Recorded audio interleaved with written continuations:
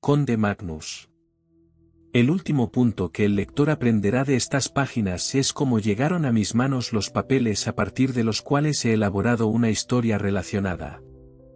Pero es necesario anteponer a mis extractos de ellos una declaración de la forma en que los poseo. Consisten, pues, en parte, en una serie de recopilaciones para un libro de viajes, un volumen como los que eran un producto común de los años 40 y 50.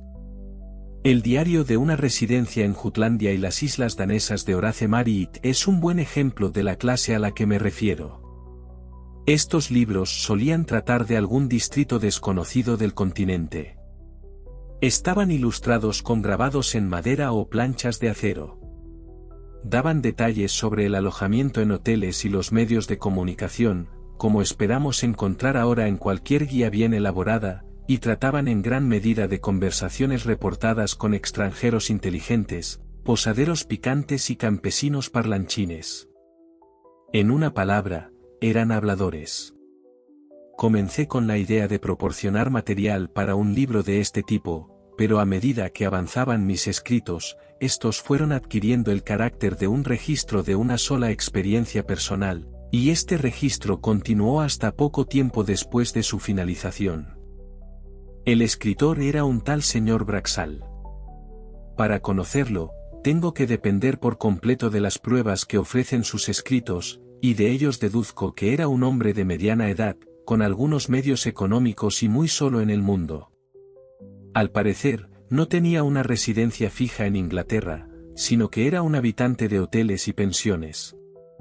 Es probable que albergara la idea de establecerse en algún momento futuro que nunca llegó, y creo que también es probable que el incendio del Pantechnicon a principios de los 70 haya destruido gran parte de lo que habría arrojado luz sobre sus antecedentes, ya que se refiere una o dos veces a propiedades suyas que estaban almacenadas en ese establecimiento. Además, es evidente que el señor Braxall había publicado un libro, y que trataba de unas vacaciones que había tomado una vez en Bretaña. No puedo decir más sobre su obra, porque una búsqueda diligente en obras bibliográficas me ha convencido de que debe haber aparecido de forma anónima o bajo un seudónimo. En cuanto a su carácter, no es difícil formarse una opinión superficial. Debe de haber sido un hombre inteligente y culto. Parece que estuvo a punto de ser miembro de su universidad en Oxford, Brasenose, a juzgar por el calendario. Su defecto más acuciante era claramente el de ser demasiado inquisitivo, posiblemente un buen defecto en un viajero, sin duda un defecto por el que nuestro viajero pagó bastante caro al final. En la que resultó ser su última expedición, estaba tramando otro libro. Escandinavia, una región poco conocida por los ingleses hace 40 años, le había parecido un campo interesante. Debe de haber encontrado algunos libros antiguos de historia o memorias suecas, y se le ocurrió que había espacio para un libro que describiera un viaje por Suecia, intercalado con episodios de la historia de algunas de las grandes familias suecas. Por lo tanto, consiguió cartas de presentación para algunas personas de calidad en Suecia y partió hacia allí a principios del verano de 1863. No es necesario hablar de sus viajes por el norte, ni de su residencia de algunas semanas en Estocolmo. Solo tengo que mencionar que un sabio residente allí le puso sobre la pista de una importante colección de documentos familiares pertenecientes a los propietarios de una antigua casa solariega en Västergötland, y obtuvo permiso para examinarlos. La casa solariega, o ergar, en cuestión se llamará Rabak, se pronuncia algo así como Roebek, aunque ese no es su nombre. Es uno de los mejores edificios de su tipo en todo el país, y la imagen que aparece en Suecia Antiquet Moderna de Dahlberg, grabada en 1694, lo muestra muy parecido a como lo puede ver el turista hoy en día. Se construyó poco después de 1600, y en términos generales, se parece mucho a una casa inglesa de esa época en cuanto a materiales, ladrillo rojo con revestimientos de piedra, y estilo. El hombre que la construyó era un descendiente de la gran casa de De la Gardie, y sus descendientes aún la poseen. De la Gardie es el nombre con el que los designaré cuando sea necesario mencionarlos. Recibieron al señor Braxall con gran amabilidad y cortesía, y le instaron a que se quedara en la casa mientras duraran sus investigaciones. Pero, prefiriendo ser independiente y desconfiando de su capacidad para conversar en sueco, se instaló en la posada del pueblo, que resultó bastante cómoda, al menos durante los meses de verano. Este arreglo suponía un corto paseo diario de ida y vuelta a la casa solariega de algo menos de 1,5 kilómetros. La casa en sí estaba en un parque y estaba protegida, o mejor dicho, rodeada, por grandes y viejos árboles. Cerca de ella se encontraba el jardín amurallado, y luego se entraba en un bosque cerrado que bordeaba uno de los pequeños lagos que salpican todo el país. Luego venía el muro del dominio, y se subía a una colina empinada, un montículo de roca ligeramente cubierto de tierra, y en la cima de este se encontraba la iglesia, cercada por altos árboles oscuros. Era un edificio curioso para los ojos ingleses. La nave y los pasillos eran bajos y estaban llenos de bancos y galerías. En la galería occidental se encontraba el hermoso y antiguo órgano, pintado de colores vivos y con tubos de plata. El techo era plano y había sido adornado por un artista del siglo XVII con un extraño y espantoso juicio final, lleno de llamas espeluznantes, ciudades en ruinas, barcos en llamas, almas que lloraban y demonios morenos y sonrientes. Del techo colgaban hermosas coronas de latón, el púlpito era como una casa de muñecas, cubierto de pequeños querubines y santos de madera pintados, un soporte con 3 relojes de arena estaba articulado al escritorio del predicador. Espectáculos como estos pueden verse ahora en muchas iglesias de Suecia, pero lo que distinguía a esta era una adición al edificio original. En el extremo oriental del pasillo norte, el constructor de la casa solariega había erigido un mausoleo para él y su familia. Era un edificio bastante grande de 8 lados, iluminado por una serie de ventanas ovaladas, y tenía un techo abovedado, rematado por una especie de objeto en forma de calabaza que se elevaba en una aguja, una forma que encantaba a los arquitectos suecos. El techo era de cobre en el exterior y estaba pintado de negro, mientras que las paredes, al igual que las de la iglesia, eran de un blanco deslumbrante. No había acceso a este mausoleo desde la iglesia. Tenía un portal y escalones propios en el lado norte. Pasado el cementerio, el camino va hacia el pueblo, y en no más de 3 o 4 minutos se llega a la puerta de la posada.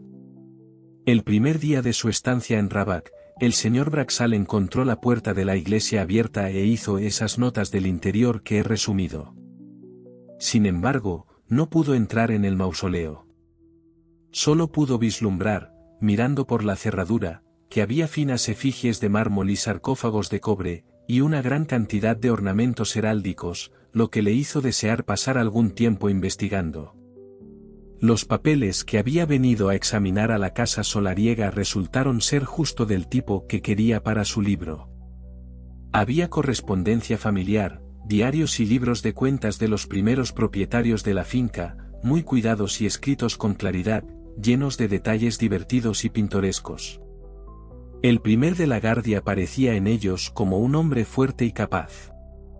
Poco después de la construcción de la mansión hubo un periodo de angustia en el distrito, y los campesinos se levantaron y atacaron varios castillos y causaron algunos daños. El propietario de Rabat desempeñó un papel destacado en la represión de los disturbios, y se hizo referencia a ejecuciones de cabecillas y a castigos severos infligidos sin piedad. El retrato de este Magnus de la Gardie era uno de los mejores de la casa, y el señor Braxall lo estudió con no poco interés después de su jornada de trabajo. No da una descripción detallada del mismo, pero deduzco que el rostro le impresionó más por su poderío que por su belleza o bondad. De hecho, escribe que el conde Magnus era un hombre de una fealdad casi fenomenal. Ese día, el señor Braxall cenó con la familia y regresó andando al anochecer, cuando todavía había luz. Debo acordarme, escribe, de preguntar al sacristán si puede dejarme entrar en el mausoleo de la iglesia. Evidentemente, él mismo tiene acceso a él, porque esta noche lo vi de pie en los escalones, y como pensé, cerrando o abriendo la puerta. Me enteré de que, a primera hora del día siguiente, el señor Braxall había tenido una conversación con su casero. Me sorprendió al principio que lo escribiera con tanto detalle, pero pronto me di cuenta de que los papeles que estaba leyendo eran, al menos al principio, el material para el libro que estaba meditando, y que iba a ser una de esas producciones cuasi periodísticas que admiten la introducción de una mezcla de material conversacional. Su objetivo, dice, era averiguar si alguna tradición del conde Magnus de la Gardie persistía en las escenas de la actividad de ese caballero, y si la opinión popular sobre él era favorable o no. Descubrió que el conde no era en absoluto un favorito. Si sus arrendatarios llegaban tarde a su trabajo en los días que le debían como señor de la mansión, eran subidos al caballo de madera o azotados y marcados en el patio de la casa solariega. Hubo 1 o 2 casos de hombres que habían ocupado tierras que invadían el dominio del señor, y cuyas casas habían sido misteriosamente incendiadas en una noche de invierno, con toda la familia dentro. Pero lo que parecía obsesionar más al posadero, pues volvió al tema más de una vez, era que el conde había estado en la peregrinación negra y había traído algo o a alguien con él. Naturalmente, usted se preguntará, como hizo el señor Braxall, que pudo haber sido la peregrinación negra. Pero su curiosidad sobre el tema debe quedar insatisfecha por el momento, al igual que la suya. El casero evidentemente no estaba dispuesto a dar una respuesta completa, o incluso ninguna respuesta, sobre el tema, y, tras ser llamado un momento, salió a toda prisa, asomando la cabeza por la puerta unos minutos después para decir que lo habían llamado Ascari y que no volvería hasta la noche. Así que el señor Braxall tuvo que irse insatisfecho a su trabajo diario en la casa solariega. Los papeles en los que estaba ocupado en ese momento pronto desviaron sus pensamientos hacia otro canal, ya que tuvo que entretenerse echando un vistazo a la correspondencia entre Sofía Albertina en Estocolmo y su prima casada Ulrica Leonora en Rabac en los años 1705 a 1710. Las cartas eran de excepcional interés por la luz que arrojaban sobre la cultura de ese periodo en Suecia, como puede atestiguar cualquiera que haya leído la edición completa de ellas en las publicaciones de la Comisión Sueca de Manuscritos Históricos. Por la tarde había terminado con ellos, y tras devolver las cajas en las que estaban guardados a su sitio en la estantería, procedió, con toda naturalidad, a descolgar algunos de los volúmenes más cercanos a ellos, con el fin de determinar cuál de ellos sería el mejor tema principal de investigación al día siguiente. La estantería que había encontrado estaba ocupada en su mayor parte por una colección de libros de contabilidad escritos por el primer conde Magnus. Pero uno de ellos no era un libro de contabilidad, sino un libro de alquimia y otros tratados escritos por otra mano del siglo XVI. Al no estar muy familiarizado con la literatura alquímica, el señor Braxall dedica mucho espacio que podría haber ahorrado a la exposición de los nombres y comienzos de los diversos tratados, el libro del Fénix, el libro de las 30 palabras, el libro del sapo, el libro de Miriam, Turba Philosophorum, etc., y luego anuncia con gran detalle su deleite al encontrar, en una hoja originalmente en blanco cerca de la mitad del libro, una escritura del propio conde Magnus titulada, Liber Nigrae Peregrinationis. Es cierto que solo se escribieron unas pocas líneas, pero había suficiente para demostrar que el propietario se había estado refiriendo esa mañana a una creencia al menos tan antigua como la época del conde Magnus, y probablemente compartida por él. Este es el texto en inglés de lo que se escribió. Si alguien desea obtener una larga vida, si quiere conseguir un mensajero fiel y ver la sangre de sus enemigos, es necesario que primero vaya a la ciudad de Corazín y salude allí al príncipe. Aquí había un borrado de una palabra, no muy bien hecho, por lo que el señor Braxall estaba bastante seguro de que tenía razón al leerlo como Aeris, del aire. Pero no había más texto copiado, solo una línea en latín, quaere reliqua aujus materiae inter secretiora, ver el resto de este asunto entre las cosas más privadas.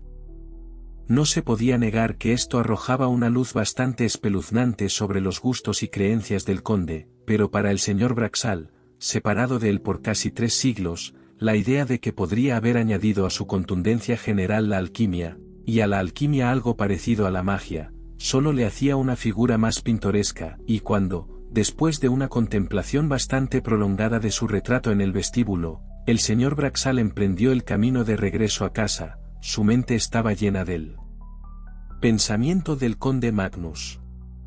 No prestó atención a su entorno, ni percibió los aromas vespertinos del bosque ni la luz del atardecer sobre el lago, y cuando de repente se detuvo en seco, se sorprendió al encontrarse ya en la puerta del cementerio, a pocos minutos de su cena.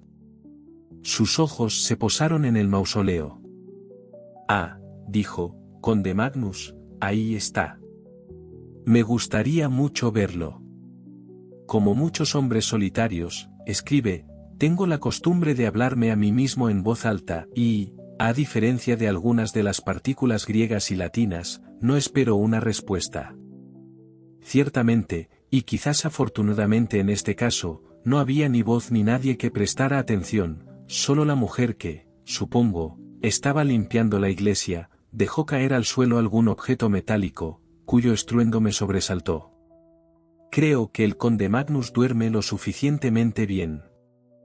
Esa misma tarde, el dueño de la posada, que había oído decir al señor Braxall que deseaba ver al secretario o diácono, como se le llamaría en Suecia, de la parroquia, le presentó a ese funcionario en el salón de la posada. Pronto se organizó una visita a la casa tumba de la Gardie para el día siguiente, y se entabló una pequeña conversación general. El señor Braxall, recordando que una de las funciones de los diáconos escandinavos es enseñar a los candidatos a la confirmación, pensó en refrescar su propia memoria sobre un punto bíblico. «¿Puede decirme algo sobre Corazín?», dijo. El diácono pareció sorprendido, pero rápidamente le recordó cómo se había denunciado a esa aldea en su día. «Por supuesto», dijo el señor Braxall. «Supongo que ahora estará en ruinas». «Eso espero», respondió el diácono. «He oído a algunos de nuestros antiguos sacerdotes decir que el anticristo nacerá allí, y hay cuentos». «Ah. ¿Qué cuentos son esos?», intervino el señor Braxall. «Cuentos, iba a decir, que he olvidado», dijo el diácono, y poco después se despidió. El posadero estaba ahora solo, a merced del señor Braxall, y ese investigador no estaba dispuesto a perdonarlo. «Nielsen», dijo, «he descubierto algo sobre la peregrinación negra. Será mejor que me diga lo que sabe». «¿Qué se trajo el conde?». Los suecos suelen ser lentos a la hora de responder, o tal vez el posadero era una excepción. No estoy seguro, pero el señor Braxall señala que el posadero se pasó al menos un minuto mirándolo antes de decir nada. Luego se acercó a su invitado, y con mucho esfuerzo, le dijo: «Sr. Braxall, puedo contarle esta pequeña historia, y nada más, nada más. No debe preguntar nada cuando haya terminado. En tiempos de mi abuelo, es decir, hace 92 años, había dos hombres que decían: el conde está muerto, no nos importa. Iremos esta noche a cazar libremente en su bosque, el largo bosque de la colina que habéis visto detrás de Rabac». Bueno, los que los oyeron decir esto, dijeron: «No, no vayáis, estamos seguros de que os encontraréis con personas que no deberían estar caminando. Deberían estar descansando, no caminando». Estos hombres se rieron. No había hombres del bosque para cuidar el bosque, porque nadie quería vivir allí. La familia no estaba en la casa. Estos hombres podían hacer lo que quisieran. Muy bien, fueron al bosque esa noche. Mi abuelo estaba sentado aquí en esta habitación. Era verano y una noche clara. Con la ventana abierta, podía ver el bosque y oír. Así que se sentó allí, y 2 o 3 hombres con él, y escucharon. Al principio no oyen nada en absoluto, luego oyen a alguien, ya sabes lo lejos que está, oyen a alguien gritar, como si la parte más interior de su alma se le hubiera arrancado. Todos los que estaban en la habitación se agarraron unos a otros, y se quedaron así durante 3/4 de hora. Luego oyen a alguien más, a solo unos 300 codos de distancia. Lo oyen reír a carcajadas, no era uno de esos dos hombres el que reía, de hecho, todos ellos han dicho que no era ningún hombre. Después oyen cómo se cierra una gran puerta. Entonces, cuando ya había amanecido, todos fueron a ver al sacerdote. Le dijeron: Padre, póngase la túnica y el cuello, y venga a enterrar a estos hombres, Anders Hornsen y Hans Torphorn. Entenderá que estaban seguros de que estos hombres estaban muertos. Así que fueron al bosque, mi abuelo nunca lo olvidó. Dijo que todos ellos eran como tantos hombres muertos. El sacerdote también estaba aterrorizado. Dijo cuando vinieron a él: Oí un grito en la noche y oí una risa después. Si no puedo olvidar eso, no podré volver a dormir. Así que fueron al bosque y encontraron a estos hombres en el borde del bosque. Hans Torphorn estaba de pie con la espalda contra un árbol y todo el tiempo empujaba con las manos, empujando algo que no estaba allí. Así que no estaba muerto. Y se lo llevaron, y lo llevaron a la casa de Nycopin, y murió antes del invierno, pero siguió empujando con las manos. También Anders Hornsen estaba allí, pero estaba muerto. Y os digo esto de Anders Hornsen, que una vez fue un hombre hermoso, pero ahora su rostro no estaba allí, porque la carne se había desprendido de los huesos. ¿Lo entendéis? Mi abuelo no lo olvidó.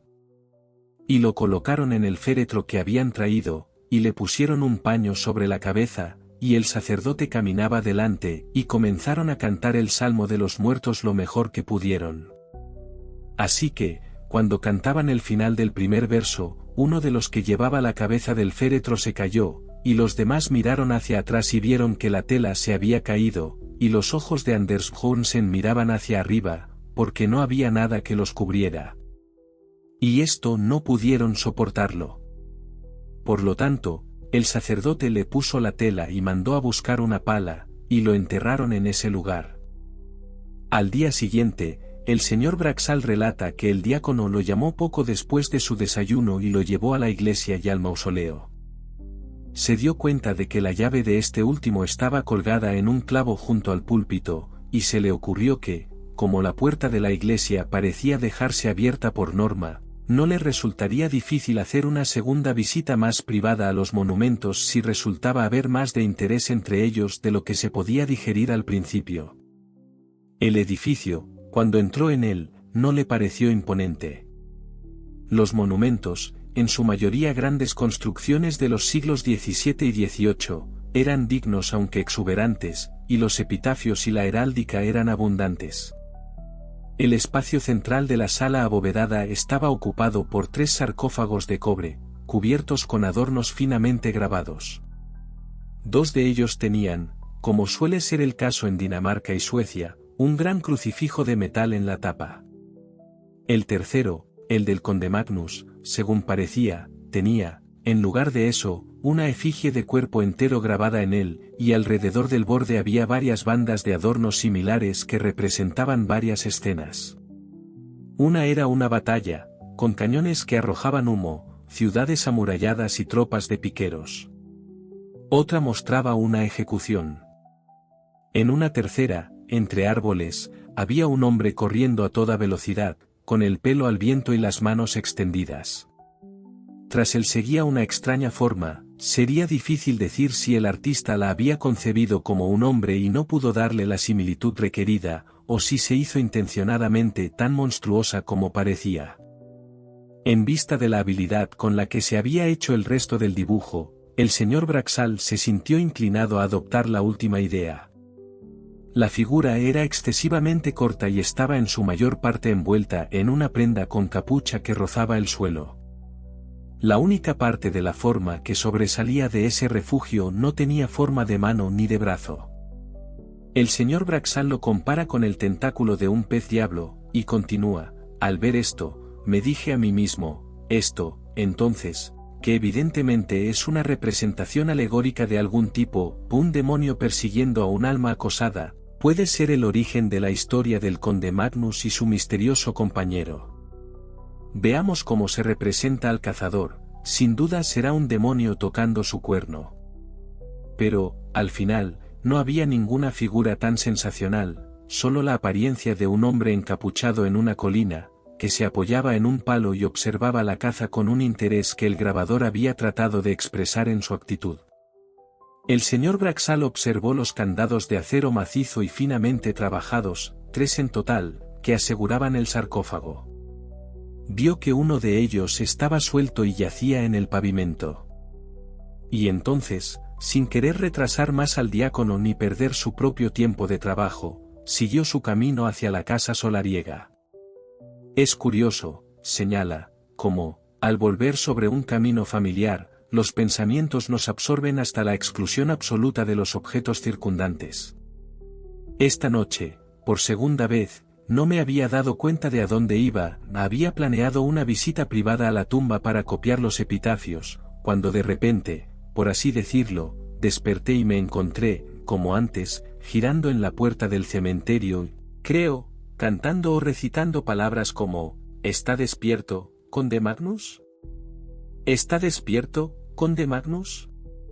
¿Está dormido, conde Magnus? Y luego algo más que no he podido recordar. Me pareció que debía de haber estado comportándome de esta manera absurda durante algún tiempo. Encontró la llave de la casa solariega donde esperaba encontrarla y copió la mayor parte de lo que quería, de hecho, se quedó hasta que la luz empezó a fallarle. Debo de haberme equivocado, escribe, al decir que uno de los candados del sarcófago de mi conde estaba abierto, esta noche veo que hay 2 sueltos. Recogí los 2 y los coloqué con cuidado en el alféizar de la ventana, después de intentar sin éxito cerrarlos. El que queda sigue firme, aunque supongo que es un candado de resorte, no sé cómo se abre. Si hubiera conseguido deshacerlo, casi me temo que me habría tomado la libertad de abrir el sarcófago. Es extraño el interés que siento por la personalidad de este viejo noble, me temo, algo feroz y sombrío. El día siguiente fue, como se vio después, el último de la estancia del señor Braxall en Rabat. Recibió cartas relacionadas con ciertas inversiones que hacían deseable su regreso a Inglaterra, su trabajo entre los papeles estaba prácticamente terminado y viajar era lento. Decidió, por lo tanto, despedirse, dar algunos toques finales a sus notas y marcharse. Estos toques finales y despedidas, como resultó, le llevaron más tiempo del que esperaba. La hospitalaria familia insistió en que se quedara a cenar con ellos, cenaban a las 3, y no fue hasta casi las 6:30 cuando salió por las puertas de hierro de Rabat. Se detuvo en cada paso de su paseo junto al lago, decidido a empaparse, ahora que lo pisaba por última vez, del sentimiento del lugar y la hora.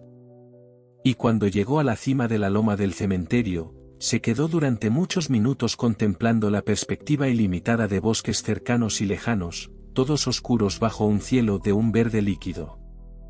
Cuando por fin se dio la vuelta para irse, se le ocurrió que seguramente debía despedirse del conde Magnus, así como del resto de los de la Gardie. La iglesia estaba a solo 20 metros de distancia, y sabía dónde colgaba la llave del mausoleo. No pasó mucho tiempo antes de que se encontrara de pie junto al gran ataúd de cobre, como de costumbre, hablando solo en voz alta. Puede que hayas sido un poco granuja en tu época, Magnus, decía, pero a pesar de todo me gustaría verte, o más bien. Justo en ese instante, dice, sentí un golpe en el pie. Lo retiré rápidamente y algo cayó al pavimento con un estruendo.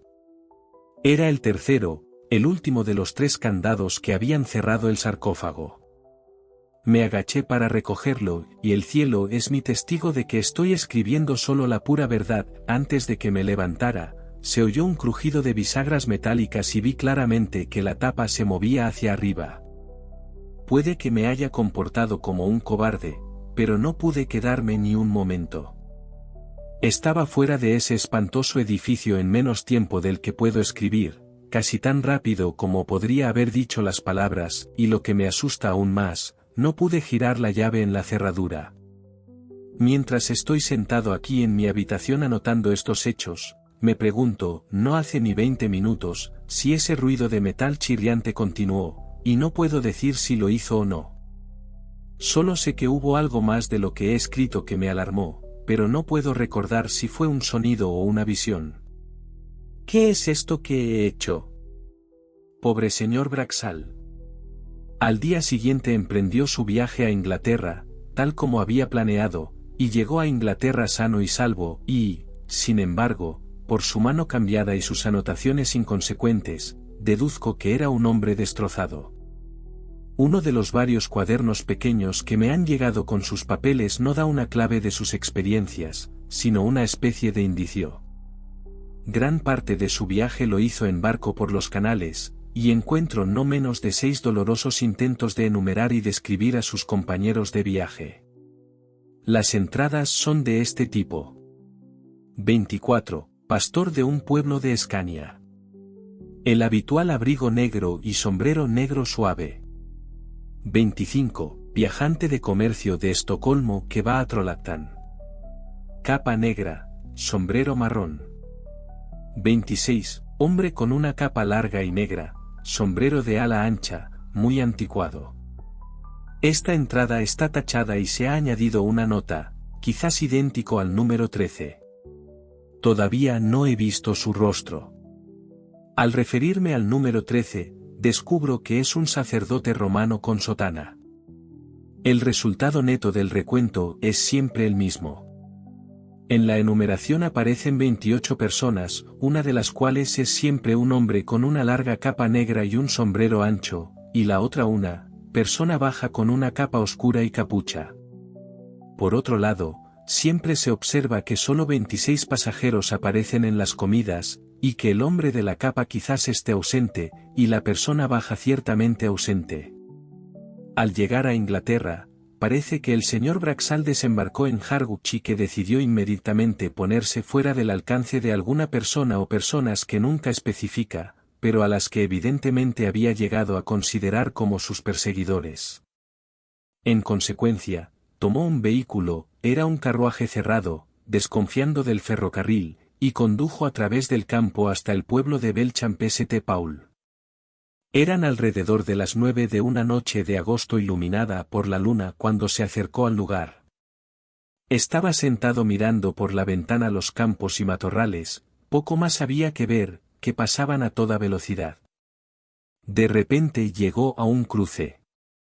En la esquina había dos figuras inmóviles, ambos llevaban capas oscuras, el más alto llevaba sombrero, el más bajo una capucha. No tuvo tiempo de ver sus rostros, ni ellos hicieron ningún movimiento que pudiera discernir. Sin embargo, el caballo se asustó violentamente y se puso a galopar, y el señor Braxall se hundió en su asiento con algo parecido a la desesperación. Los había visto antes. Al llegar a Belchamp-St Paul, tuvo la suerte de encontrar un alojamiento amueblado decente. Durante las siguientes 24 horas, vivió, comparativamente hablando, en paz. Sus últimas notas fueron escritas ese día. Son demasiado inconexas y exclamativas para ser reproducidas aquí en su totalidad, pero la esencia de las mismas es bastante clara. Está esperando la visita de sus perseguidores, no sabe cómo ni cuándo, y su grito constante es, ¿qué ha hecho? Y, no hay esperanza. Sabe que los médicos lo llamarían loco, los policías se reirían de él. El párroco está fuera. ¿Qué puede hacer sino cerrar su puerta y clamar a Dios? La gente todavía recordaba el año pasado en Belchamp-St Paul como un extraño caballero llegó una tarde de julio años atrás, y como a la mañana siguiente fue encontrado muerto, y hubo una investigación, y el jurado que vio el cuerpo se desmayó, 7 de ellos lo hicieron, y ninguno de ellos quiso hablar de lo que vieron, y el veredicto fue la visita de Dios, y como la gente que se quedó en la casa se mudó esa misma semana, y se fue de esa parte. Pero creo que no saben que se ha arrojado, o se podría arrojar, ni un rayo de luz sobre el misterio. Dio la casualidad de que el año pasado la casita llegó a mis manos como parte de un legado. Había estado vacía desde 1863, y no parecía haber perspectivas de alquilarla, así que la derribé, y los papeles de los que le he dado un resumen se encontraron en un armario olvidado debajo de la ventana del mejor dormitorio.